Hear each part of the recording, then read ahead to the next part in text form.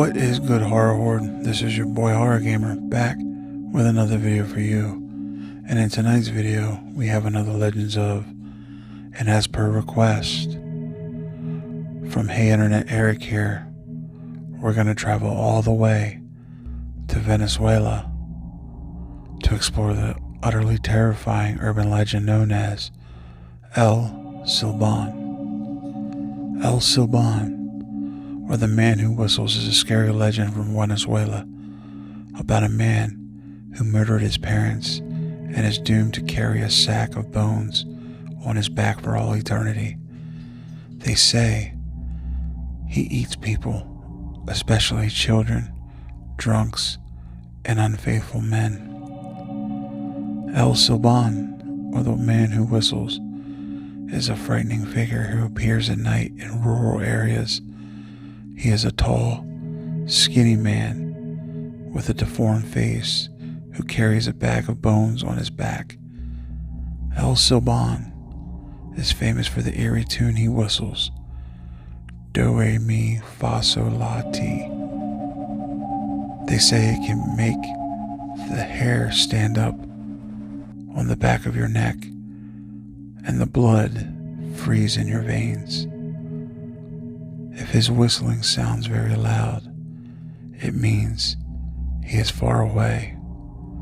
If the whistling sounds very faint, it means El Silbon is nearby, and you should immediately flee the area. Years ago, there was a young boy who lived with his mother, father, and grandfather in Los Llanos, Venezuela. They lived a very simple life, tending to their farm. However, the boy was pampered by his parents, and they raised a very spoiled child. He was extremely demanding, ordering his parents around and refusing to eat certain foods. The boy had no respect for anyone. He would make a big fuss, shouting and screaming until he got his way. His poor parents were worn out trying to please him. One day, the boy told his father he wanted to eat the entrails of a deer.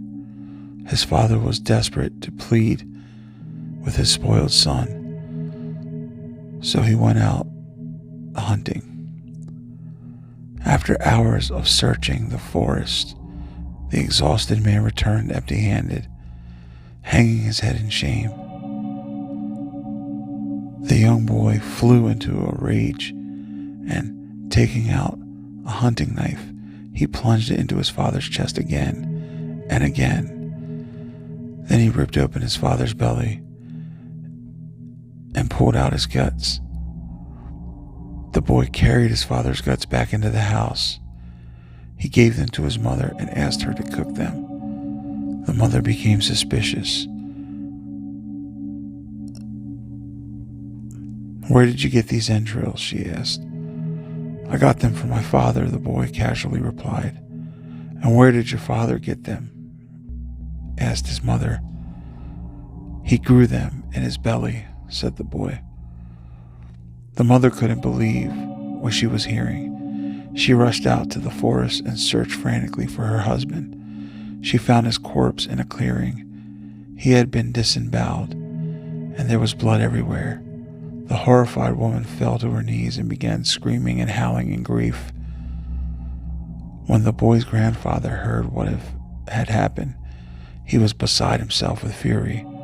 The old man took it upon himself to punish the boy for this terrible sin. First, he tied the murderous child to a tree and beat him over and over with a whip until his back was raw and bloody. Then he rubbed lemon juice and hot peppers into the wounds to make them sting. Finally, he handed the boy an old sack containing his father's body remains and threw them out on the plains. As the boy fled, his grandfather shouted after him, "You should not have done that to your father. On your head I lay a curse.